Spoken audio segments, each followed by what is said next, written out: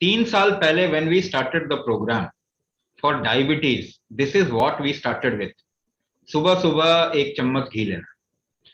Now many people have started that. This is a parampara of Nath. This is a नाथ परंपरा से आता है ये, जो आपके अभी यूपी के चीफ मिनिस्टर हैं, है ना, वो कौन से परंपरा से हैं? वो नाथ परंपरा से. तो नाथ परंपरा में ये ट्रेडिशन था, सुबह उठ के गाय का बिलौना घी थोड़ा लेते हैं. उससे ना, क्योंकि वो बहुत अपने बॉडी को बहुत हार्शली यूज करते थे, तो रिस्क कम करने के लिए वो हमेशा घी लेते थे. और घी को सबसे ज्यादा ओजस युक्त बताया गया. आयुर्वेद में भी इसका काफी मेंशन है. अगर आयुर्वेद के आप, क्योंकि आयुर्वेद भी आजकल एलोपैथी बन गया है, उसको भी वो एलोपैथिक पैरामीटर्स पे जज करने की कोशिश कर रहे हैं, और इससे बेवकूफी वाली चीज कुछ नहीं हो सकती. लेकिन आयुर्वेद में भी इसको एक किसी भी चीज का इलाज ओजस वर्धन कहा गया. ओजस की जितनी चीजें हैं, अगर उसको आप बढ़ा लें अपने शरीर में, तो आपकी बीमारी धीरे धीरे करके कम हो जाती है. उसमें से सबसे इंपॉर्टेंट प्लेस घी का है. तो हमारे प्रोग्राम में हम ये कंपलसरी कहते हैं कि आपको लेना ही है. ओके, ठीक है ना. ये डॉक्टर अगर बोल रहे हैं तो हमें तो बड़ी खुशी हो रही है ये सुन के, क्योंकि डॉक्टर तो कभी नहीं बोलता ये सब बातें. वो आज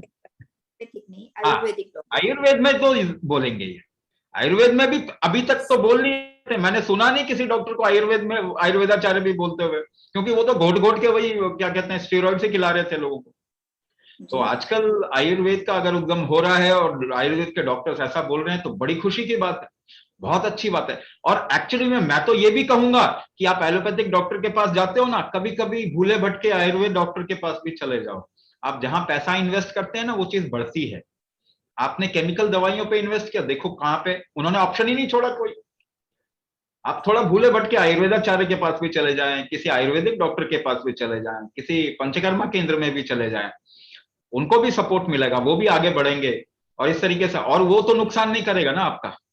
तो घी खाना बहुत अच्छी बात है, आपको कभी नुकसान नहीं करेगा. लेकिन अगर आपका डाइजेस्टिव फैक्टर वीक बहुत है और गैस बन रही है, पहले तो कोशिश कीजिए बिलौना घी लीजिए, देसी गाय का घी, A2 घी कहते हैं, बिलौना घी, वो लेने की कोशिश करें.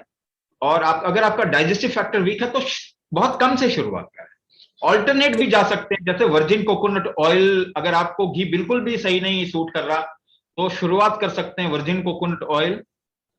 हाँ, उसके बाद धीरे धीरे करके, क्योंकि घी जैसी क्वालिटी किसी में भी नहीं है, तो आप जैसे वर्जिन कोकोनट ऑयल शुरू करेंगे, उसके बाद में अपने फैक्टर्स ठीक करेंगे शरीर के, तो धीरे धीरे करके आप देखेंगे कि आप घी लेंगे, आपको कोई प्रॉब्लम नहीं आएगी. और कितना भी घी ले सकते हैं. मैं कभी कभी 200 ग्राम तक घी पी जाता हूं. मेरा वेट 107 किलो हुआ करता था किसी टाइम पे. घी पीने से कम हो गया. घी पिएंगे ना, तो आपका फैटी लीवर ठीक हो जाएगा, आपका कोलेस्ट्रॉल कम हो जाएगा, ट्राइग्लिसराइड कम हो जाएगा. एक्चुअली खाने के साथ अच्छा लगता है, पर खाली घी लेना सुबह सुबह लाइक थोड़ा सा अनकंफर्टेबल हो जाता है. मतलब एक्चुअली सबसे ज्यादा काम ही वही करेगा, खाली पेट. इसीलिए मैंने कहा अगर अनकंफर्टेबल लग रहा है तो you can start with something else. Virgin coconut oil से शुरू कर सकते हैं, है ना. उसके बाद धीरे धीरे करके घी, या फिर कम ले सकते हैं. मगर सबसे ज्यादा घी काम कब करेगा या फैट काम कब करेगा, जब खाली पेट आप लेंगे. ओके. खाने के साथ लेंगे तो वो खाने पे काम करेगा, आप पे कम काम करेगा. तो खाने का दोष निवारण करेगा. जो भोजन अनाज का दोष होता है, उसमें जब हम घी डालते हैं तो अनाज का दोष कम हो जाता है. ओके. पर आप पे काम करना है तो खाली पेट लीजिए.